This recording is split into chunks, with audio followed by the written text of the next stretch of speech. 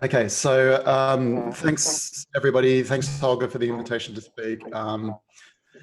Uh, yeah, this will be a little bit rushed. I literally just thought I had time for a nice leisurely lunch, and then anyway. But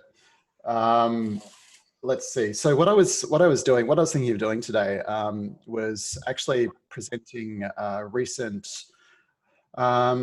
a bunch of recent projects that have just been published at and will be presented at the Viz conference this year. So I'll start off with a bit of an introduction about what this immersive analytics thing is, and then I'll go into this recent work. All right. So the work that I'm going to show you, many people have contributed to it, and I'm speaking on behalf of lots of people, not just myself. And so I have to thank them, and it's been wonderful working with all these people you see in front of you. I should point out Bruce and Andrew from UniSA are also part of the ARIVE network. I haven't looked at who's actually on the call. Bruce is not there, nor is Andrew. Oh well. All right, so I can claim credit for everything that they. No, that's not true. All right, so we started the IA lab in 2014 at Monash, and it was an interesting convergence of events in time. So at Monash we had this new Cave 2 facility, which is shown in this cartoon on the right hand side. Maybe I'll get my pointer thing happening. Oh, never mind. I'll just point with my mouse pointer, which is probably too small for you. But so we have this Cave 2 facility, Clayton, which in 2014 was quite state of the art and represented a unique and immersive display environment that could fit a lot of people into it, and that inspired us to explore this topic. But at the same time, obviously, these consumer headsets were appearing, and the Oculus Rift Dev Kit 2 was making similarly immersive experiences ubiquitously available. So so that's where we were. And we're quite a large group now. We were growing quite quickly. We're kind of a little bit stalled like everybody at the moment in our growth plans. But hopefully we'll be able to continue on growing in a year or two. We are already though 1, 2, 3, 4, 5, 6, 7, 8 continuing academics at Monash in Clayton on a range of specialities. So we're not just visualization people. There's also some cartographers and people with mobile and ubiquitous computing, and as well as people really interested in immersive environments, and a number of excellent postdoctoral researchers and staff. So this is another image of the Cave 2.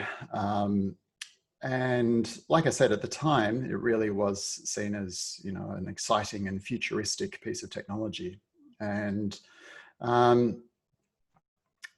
it was obviously, you can see here a bunch of people in suits, and it has seen heavy use at Monash as a showcase for Monash's technology across different science and engineering disciplines, being able to present it to groups of people in a compelling and engaging way. Was it really a tool for data analytics and serious exploration of data? We weren't so sure. And so that was kind of our first research question in a way, was to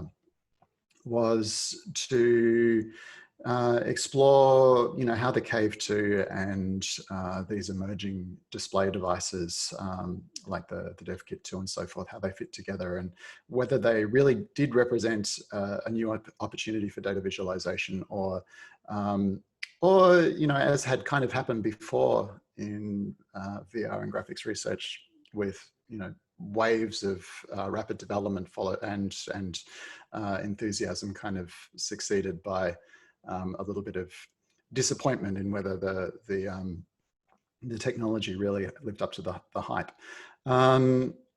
So we were skeptical, as was the visualization community. The visualization community has, been, I think they went through a little bit of heavy enthusiasm for immersive visualization, or certainly use of 3D for visualization in the early 2000s, and then realized that there are all kinds of problems accurately representing data in 3D due to perspective and occlusion and foreshortening and things like that. And so it went really, really out of fashion in the data visualization community for a long, long time, for at least a decade. But in 2015 or so, I think, we were feeling that the technology deserved another look. And so that's kind of where we started. I think the conclusion that we've reached now, though, and I'll talk, if I get time at the end, I'll talk about a study we did at the time, which compared the Cave 2 and headset technologies at the time directly. And I think what we found was that the low-cost headsets really were an exciting new trend that made immersive experiences much more compelling than for example, these large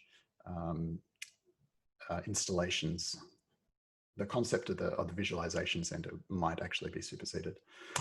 Okay.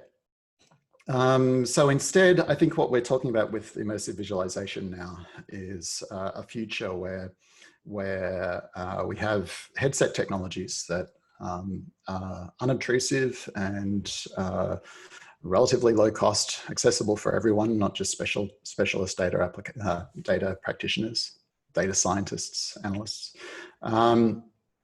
And so the question then is, well, how can not only those people, but also lay people, how can we use these devices to bring data into our lives? And that's a really exciting concept, I find, anyway. This is a mock-up video, obviously. Yeah, I would like to say that we're wearing state-of-the-art augmented reality headsets, but we're not. We're just a bunch of vision impaired people wearing regular eyeglasses. And this is a Photoshop mock-up of my former student Yulong's work on visualizing network flows on maps. And so, one possible way to bring data into the world is to place it in as if it's an actual object in the environment, and people can sit around and point to things and have a shared experience, and that's quite compelling. And you have the opportunity for 3D, obviously, to expand your represent more dimensions of your data, or perhaps show here we have a map occupying 2 dimensions, and then the connections shown in the 3rd dimension above it. Here we have a different use where the reference space, the map now, is actually in 3D. And Yulong did a bunch of studies comparing maps and 2D and 3D representations of global data, and found that these VR globes, which actually harken back to days when any self-respecting philosopher or explorer would have a globe sitting on their desk. But there was a technology that was kind of superseded by maps that you could roll up in 2D. The possibility of VR to bring this kind of 3D model into the world again in a really accessible way is quite exciting. Okay. Oh, and Yulong found experimentally evidence that people could understand data on the globe more effectively than they could in 2D for many tasks. Okay, so what I want to do to you, so it remains controversial though, and gradually what we're doing at Monash is we're trying to explore the space of immersive visualization, and especially I think exciting is augmented reality and bringing the data out into the world. And so what I want to do now is give you a little example. It's a workplace scenario where a poor 2D visualization or a 2D visualization that doesn't suit the structure of the data well leads to serious consequences. So I wonder, oh, you know what I didn't do? I didn't share the sound. Maybe I'll make the sound effects as we go. He says, remember, short control bursts, 8 meters. 7, it's going beep, beep, beep, beep, beep. 6, beep, beep. Can't be, that's inside the room.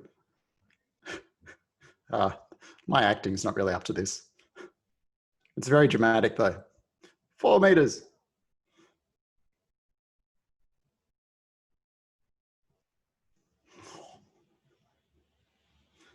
Okay, and then scary stuff happens.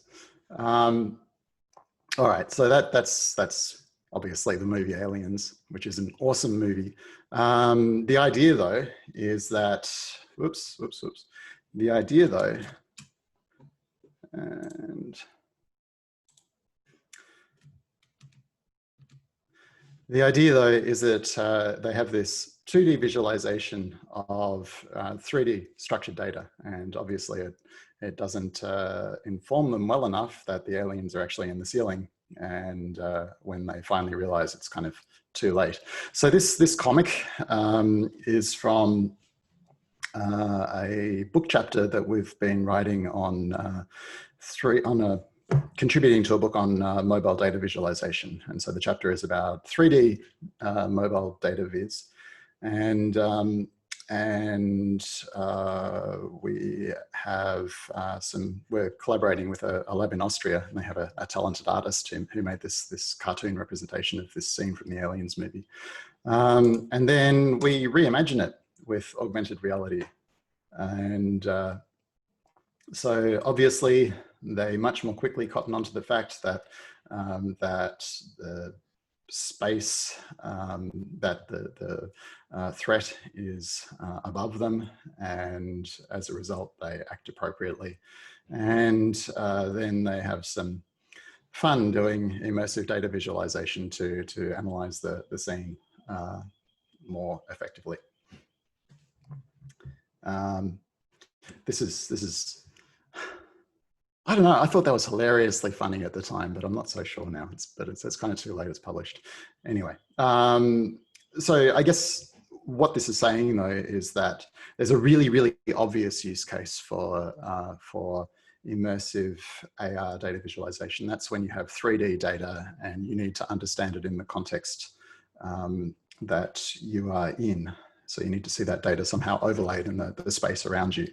There's a larger question though about whether you would want to do this all the time, whether you would want to bring abstract data into the world around you. And there are potentially advantages to doing that.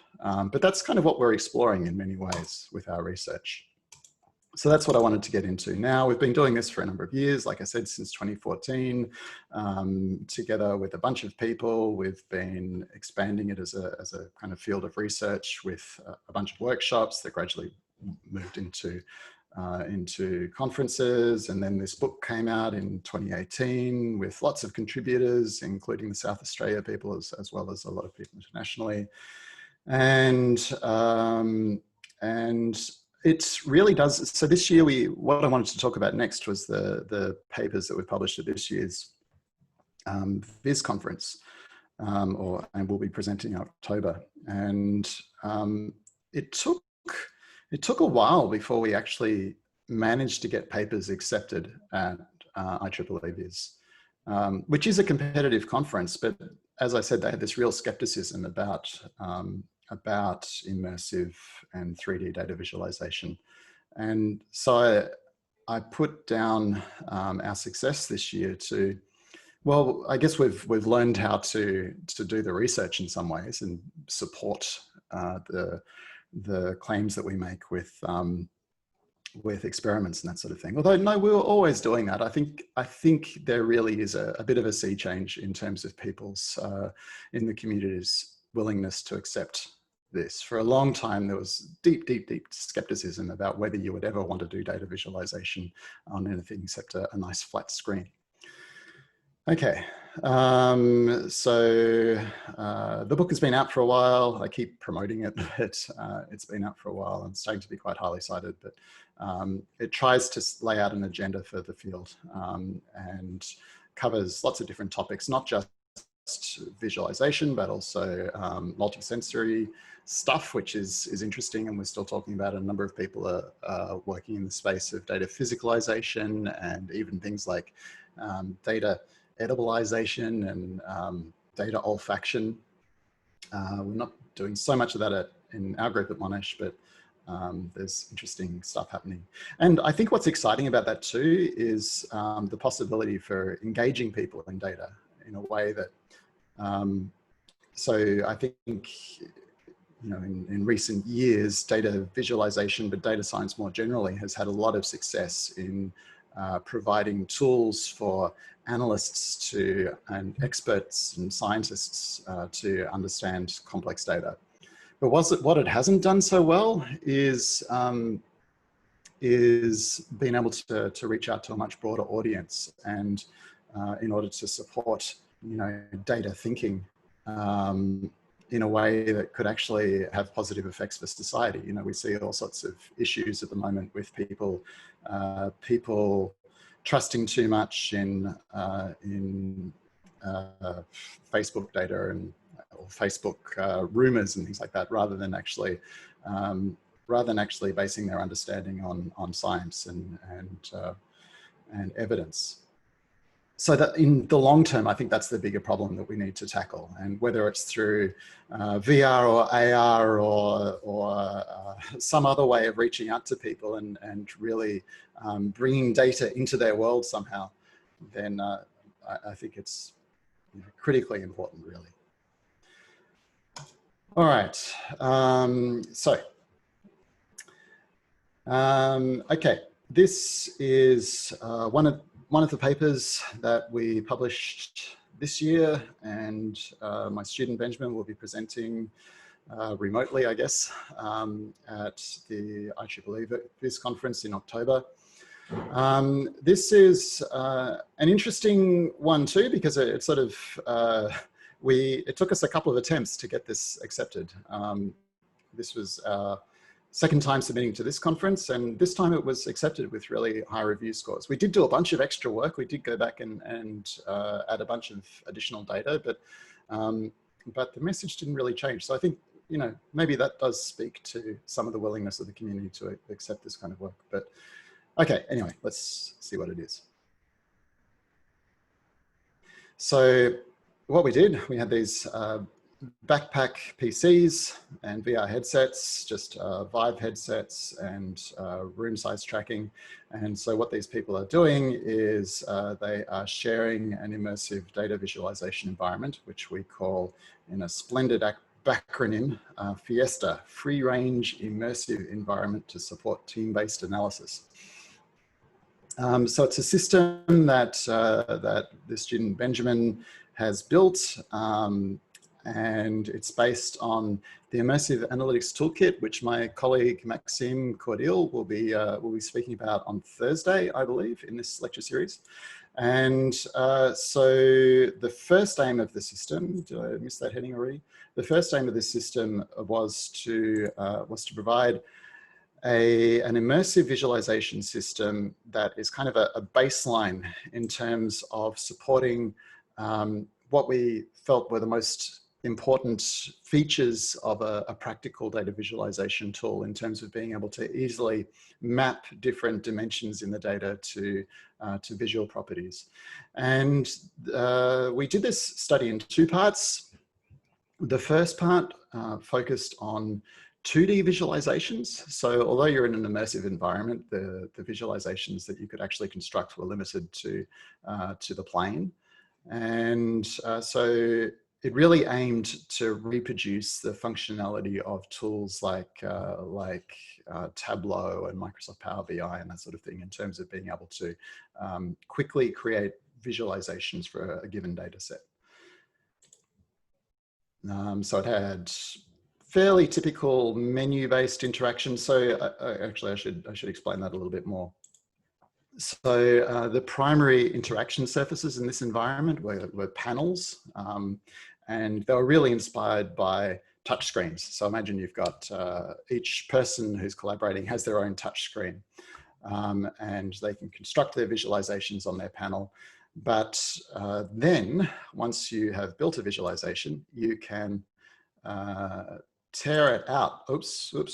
You can, I'm not driving this very well, sorry.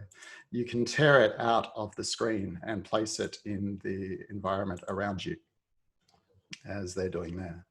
So the next thing, the next requirement of this system, I guess, was that it allowed people to take these visualizations and place them anywhere in the environment. And in doing so, they were able to kind of structure their workspace. And so we were really interested to see how they would do that. And we can see them doing that there. Placing the visualizations on walls. We had some basic, really, sorry, I keep jumping around. One of my tasks before 3 o'clock was to chop this into smaller pieces that I could show independently. But anyway,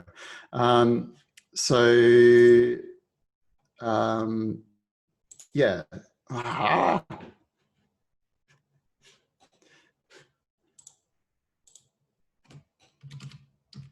Okay, maybe I'll just let this finish playing and then speak to it at the end. Okay, the second part of the study, though, was we added the capability for users to construct properly 3D visualizations. And the other thing that we added to the environment was a table in the center of the room. So for the first part of the study, it was 15 participants in groups of 3 placing 2D visualizations in their environment, and with some basic facilities to snap visualizations to the walls. But for the second part of the study, we added this table to the center of the environment, thinking that based on the kind of real mixed reality systems that we're seeing out in the wild, that tables and walls would be, essential interaction surfaces in these kind of environments. Yeah, so we had 2 groups of 15 and groups of 3, each group 1.5 hours, working together on 3 directed tasks. So solving 3 data analysis problems that we gave them. And then they had some time at the end to do some free exploration of the data. And the final thing we asked them to do was present their findings from that free form exploration to the experimenter. And we were interested in how they would present that data, how they would place the visualizations in the room in order to give a presentation relative to their audience, which was the experimenter, as opposed to how they placed those visualizations as they were actually doing the analysis. Okay, so we came away with a bunch of conclusions. We did a whole lot of analysis of people's movements in the space, how they, their interactions with the system, and how they interacted with each other. And we came away with a number of conclusions about space use, but also about collaboration. So firstly, we found that actually they did work quite effectively. They were quite happy to stay in the environment for 1.5 hours, and they would enthusiastically explore the data, which was already kind of a win. It's a lot of people have problems with motion sickness and that sort of thing in VR and just feel uncomfortable. And so just seeing that people were engaged enough in the task to want to stay in the environment and work together was very encouraging. So as I said, we had two conditions, one where they could make 3D visualizations and the other where they couldn't. One thing we saw was that when they were given the capability to create 3D visualizations, they did so. And they used them in interesting ways to explore additional dimensions of the data. So interesting and constructive ways, which was also kind of a win. So there was a willingness to use these 3D visualizations, whether or not they were the most effective in terms of sheer perception of data points in a space as opposed to a screen. That question aside, they were certainly willing to do it and seemed to use it effectively. However, when you do have these 3D visualizations, obviously it changes the affordances that you have to give them and how they can place these constructs. They can't just hang them on the walls like pictures. They do need to be able to move around them, and so that changes their space use. We found that people didn't really use the table very much at all. That was kind of a failure. We'd expected that they'd use the table for placing these 3D visualizations as just a way to, well, a useful kind of display space where they could come together and stand around the data. They didn't need it. They were just as happy hanging visualizations in space, in the middle of space, free floating, and then walking around it. We didn't find them at all uncomfortable with that. And in fact, they tended to ignore the table, and some of them even just walked right through it. Okay. So in terms of collaboration, it was an interesting study in that the advantage of a VR environment like this is that everybody has a really equivalent analysis environment. So everybody had the same console for being able to construct these data visualizations, and they could all see the data equally well. They could all interact with anybody's visualization. And this is different from, say, a collaborative scenario where you have one screen or one wall display that people have to share, or you know, a more traditional desktop environment where obviously one person has access to the mouse and keyboard and everybody else is kind of has to stand back. So in VR, you can give everybody precisely the same ability to interact with data. Also that's supported by ranged interactions and things like that, where people can interact with data at a distance with a pointing kind of device, and even use kind of magical interactions to reach out and grab visualizations at a distance. So we observed them sort of using the visualizations in a way to define their territories.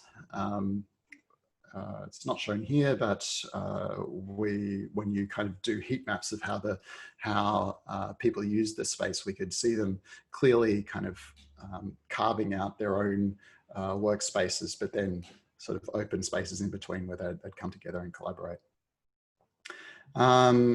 All sorts of interesting things too about, you know, being quite comfortable, allowing everybody to see what they're doing. That may change, of course, depending on what the tasks are. But in this scenario, you know, we didn't see people having any problem, you know, being able to work in such a public space. Anyway, I should move along. So I guess this is kind of a starting point for Benjamin's PhD research. After this, he's going to not only explore, so obviously an extension to this is being able to do distributed collaboration. We had 3 people in the room together, just I guess because of convenience, and you know, simplifying communication and that sort of thing.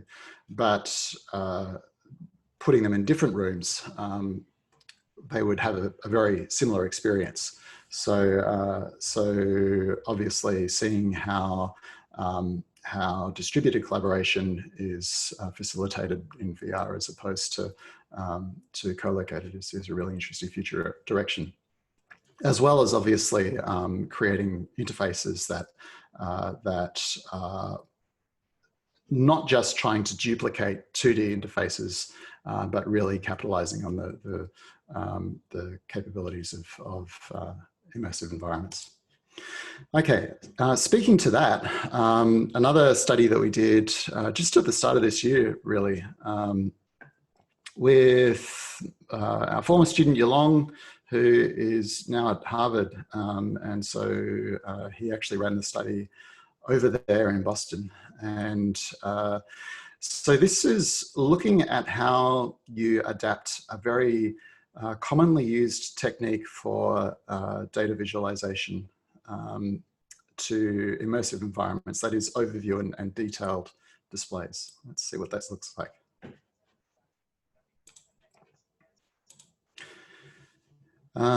Okay, so overview and detail, as I said, it's widely used in visualization. So this is an example of a visualization where you can zoom out, and I think these images are placed in a way that shows the clustering of the data set.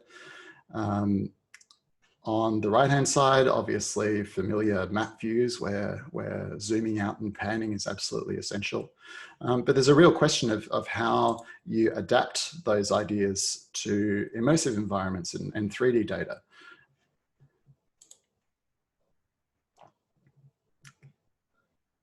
So we took a fairly literal approach to creating a widget that is attached to your offhand, a cube that represents the volume of the data space.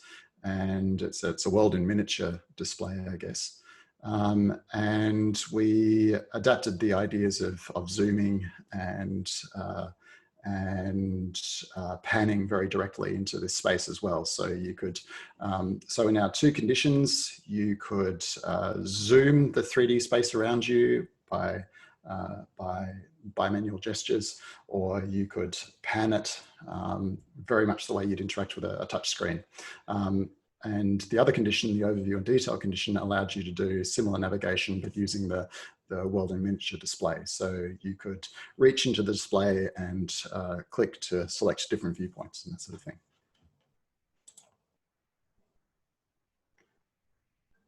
And we did this looking at scatterplot data just as a starting point, I guess. So scatterplots are fairly ubiquitous and standard visualization techniques, so it seems a useful way to start. So you can see here the world in miniature overview attached to the controller.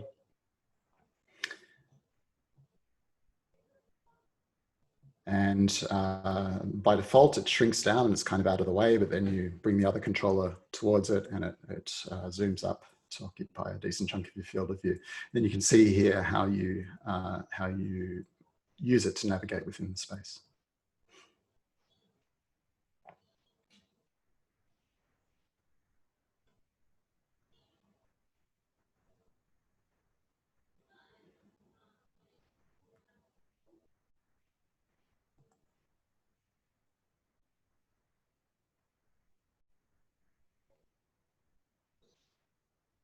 So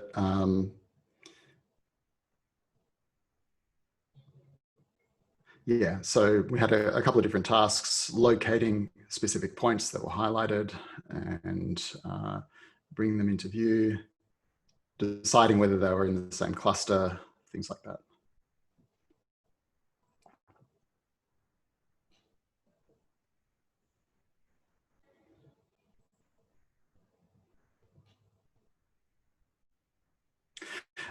So yeah, we also explored differences between, actually no, teleportation was a standard technique that we used across both environments.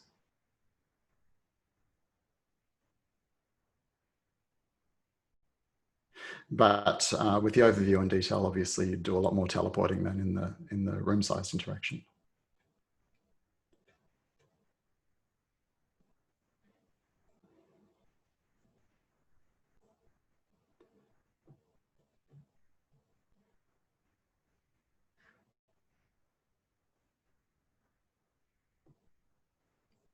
I kind of want to jump to the results, but I'm scared.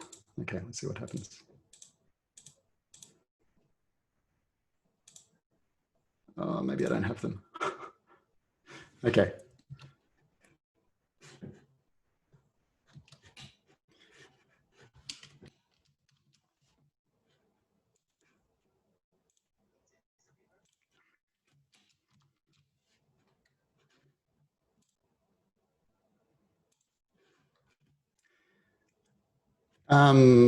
Yeah, so I don't have our results, but from memory, I think what we found was that the overview and detail worked pretty well. There were, no, sorry, that was another slide I was going to add. I will direct you to our paper to see the results.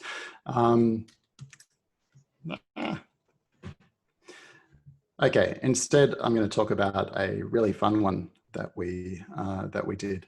So this is my student Benjamin again, this time collaborating with people at Microsoft Research, where we did an internship last summer, last Northern summer. And this is less on the topic of how you adapt standard visualization techniques into immersive environments, and more on what are the less obvious benefits to doing immersive data visualization.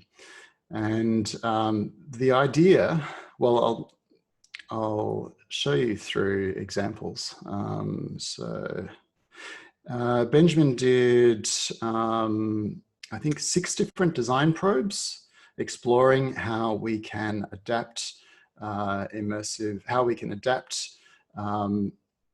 sort of infographics that he found and data movies that he found in the popular media to immersive environments. And so the first one, if I can find it, is about there. Okay, so the first one was a visualization of runners from the London Olympics, and this was inspired by, I think, a New York Times representation of this data set, which was a 3D rendering of the runners in the race. So it was a movie that you could play, and it gave, the movie arguably gave a better understanding of what the different times of the runners actually represented. So if you look at the data just as a table of times, it really doesn't capture the excitement of the race, for one, but also the speed and the talent, I guess, of people like Usain Bolt. And when the differences are in hundreds of seconds, it doesn't seem very significant. But when you can actually stand at the side of the track and see the distance between the runners and just how fast they're running, it's a whole different impression. So Benjamin took this 3D movie and made an immersive version of it, and it gives the viewer the ability to actually stand beside the track, to orient themselves, to go anywhere they like, and freeze and move forward and backward in time, and also see. Okay, so this is, what was it? The top 100 fastest times in history or something, all in parallel. And so it gives a really different sense to the data, to charts or other visualizations.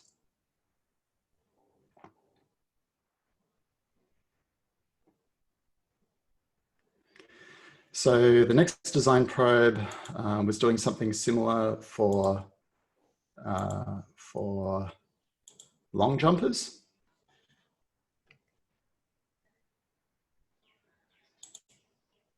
So not showing speed now, but distance. The original visualization that inspired this one was using basketball three-point line as a kind of way of conveying the distance. There's a couple of problems with that. Obviously, not everybody plays basketball. Not everybody has a really, intuitive understanding of what that means in terms of distance. Secondly, people, I guess, don't typically think about jumping the length of a three-point line in a basketball court. So actually being able to place the viewer within an environment and stand next to people jumping is, again, a whole different way of conveying the data.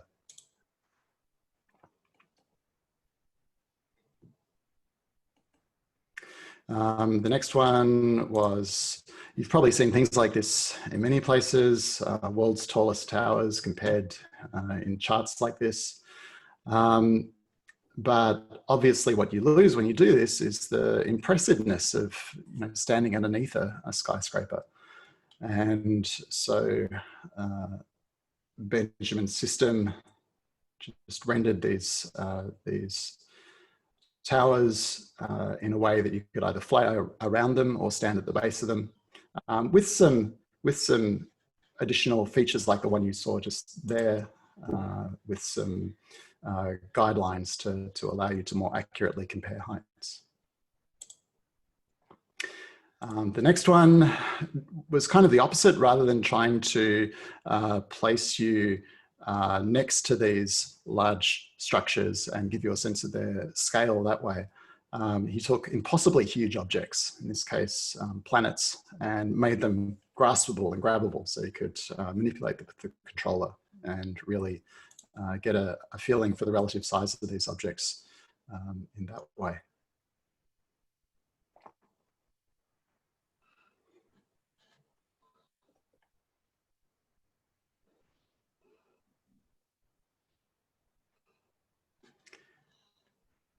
Okay, so the next thing, discrete quantities. So when we hear about protests and that sort of thing, we hear about large numbers of people being involved, and maybe you can compare numbers of people at a protest on one day versus on another day to get a sense of whether the feeling about the topic is becoming more widespread or whether it's decreasing. But those numbers don't convey all sorts of issues about crowding in the city, about whether whether 100,000 people squeezed into a park is actually a lot, whether it's the kind of critical mass that might lead to social change. You can't gauge that from a visualization on a page. So instead, again, he created an immersive visualization where the people are represented as people, and you can move around this space and get a feeling, fly in a helicopter above it and get a feeling for how big the crowd is relative to the space. And this last one is representing abstract quantities, in this case, national debt, as if it's skyscrapers. Okay, so there were 6 design probes, and he ran a qualitative study interviewing people, gauging their feedback, and as a result, it was very popular. It was an informal study, so we weren't interested so much in the effectiveness of these data visualizations. A lot of data visualization research is much more based in trying to dig into low-level perception and try and understand quite concretely how efficient different visual channels are for conveying data. This wasn't about that. This was about trying to get a feeling for whether people were inspired or intrigued or engaged. And once again, I think that's kind of a underexplored area in data visualization, that we have built tools that support analysts very effectively. But what we haven't done is being able to engage people and I guess ground their everyday thinking in data as much as would be good for society. All right.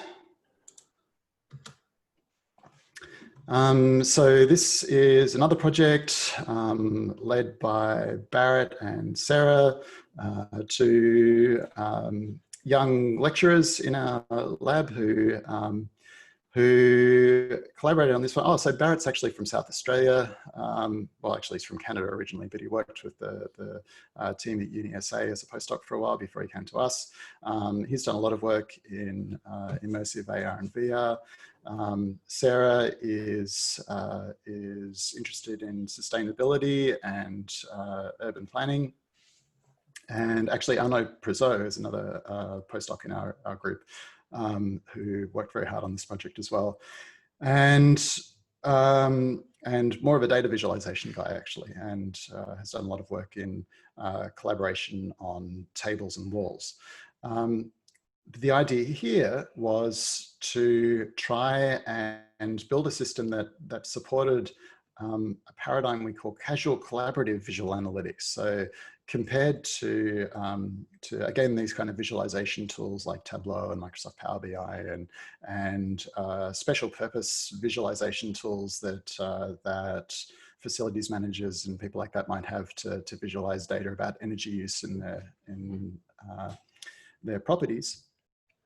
We were trying to build a tool that supported a much more walk up and use kind of paradigm, and that would allow people with different expertise to come together and talk about data more freely. So, so the scenario was exploring the Monash campus in order to, and this project was done with the Monash Buildings and Properties department, and the scenario we really wanted to support was allowing them to engage with other stakeholders like the university executive council and that sort of thing, to be able to talk about the different decisions that they might need to make about campus planning and that sort of things in terms of especially energy use. So Monash has this plan to be net zero energy use by 2030. And so there's a lot of talk about this at the moment. But what does that mean in practice, and what kind of sacrifices does the university have to make to get there? So the system involved a wall, a touch table, but also AR headsets and tangibles. And one thing we had a lot of fun with was building tangible Lego widgets to interact with the data. And maybe we'll see that in the video.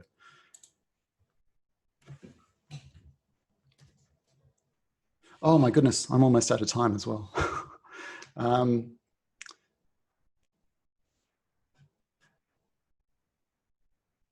Maybe I'll leave the video playing and we can open up for questions, Holger. Is that a good idea? Yeah, sounds like a good idea. So while the video is playing, thank you very much, Tim, for your talk. And thanks for being flexible. Sorry, a little bit disorganized, I'm sorry, but yeah. Any questions from within the room here, perhaps, first? Because we have here about 2, 4, I don't know, 10 people in the room. Oh, silence. I have one. I have actually two. One was asked in the chat. It was whether you use, you know, passive augmentation in your studies, but apparently this is what you are showing here in the video, right? You use tangible props to interact with your data sets. So that question is somehow answered. The second question I would have is more a technical question about your Cave 2 system. So that kind of showcase system is, but it's a monoscopic system, right? It's a high. Oh no, it's a passive stereo. Yeah, stereo. Polarized glasses and. Yeah, I see. Yeah, so it was. I have like 2 hours worth of stuff here that I can talk about, but let me jump ahead to. So we did a study at one point where we were comparing the use of these systems of cave versus VR headsets for exploring, in this case, network data. And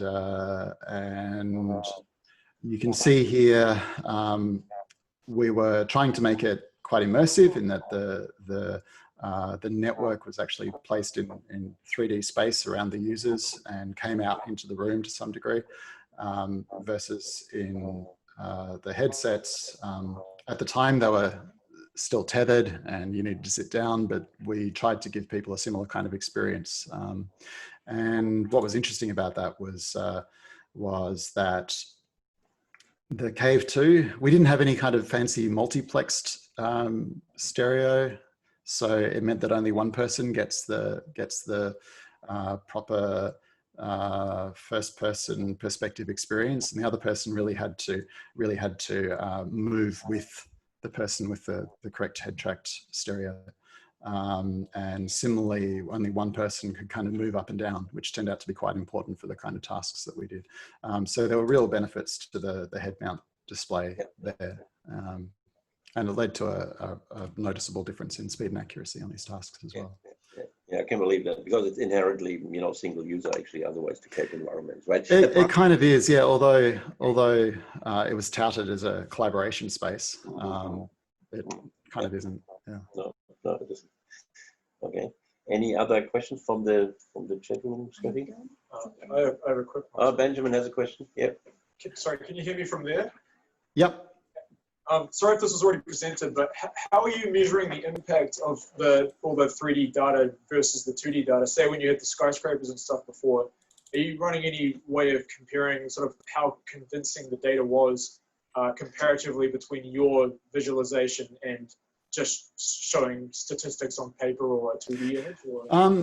So it wasn't really, we weren't really that interested in their precise understanding of the data, in terms of, a typical visualization study might be, find the third fastest runner or something and measure how quickly they could do that, or things like that. We were really, it was a qualitative study asking them in a kind of structured interview format,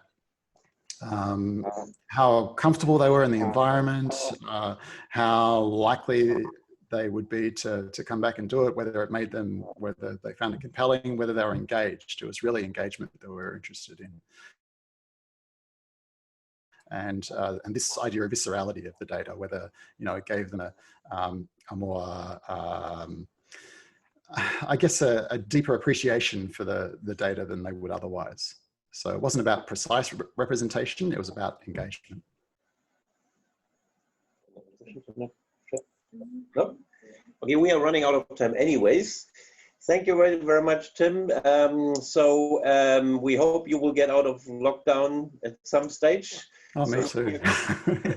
And thanks again for your talk. And we see your, Maxime giving a talk on Thursday on IATK. And so thanks again, Tim. Thanks very much.